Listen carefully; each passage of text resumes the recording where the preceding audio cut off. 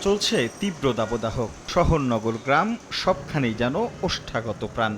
বলা হয় নাতিশীতোষ্ণ অঞ্চলে তাপমাত্রা ৩৭ ডিগ্রি অতিক্রম করলেই তা ঝুঁকিতে ফেলে সাধারণ মানুষকে। বিশেষ করে ঝুঁকিপূর্ণ জনগোষ্ঠী আর বাইরে কাজ করা মানুষ থাকেন হিট স্ট্রোকের ঝুঁকিতে। অথচ কদিন ধরেই তাপমাত্রার পারদ ওঠানামা করছে ৩৮ থেকে ৪২ ডিগ্রি সেলসিয়াস পর্যন্ত।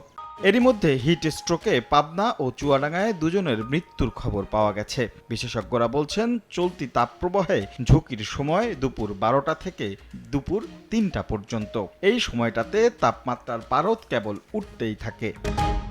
এবার আসা যাক এমন পরিস্থিতিতে ঝুঁকিতে আছেন কারা। চিকিৎসকরা বলছেন সবথেকে বেশি অনিরাপদ শিশু ও বয়স্ক জনগোষ্ঠী। তবে যাদের ওবিসিটি আছে, যারা মানসিকভাবে পিছিয়ে অর্থাৎ নিজেদের সমস্যার কথা খুলে বলতে পারেন না, আর যারা নিয়মিত মদ পান করেন, তাদের বেলায় থাকতে হবে বাড়তি সতর্ক।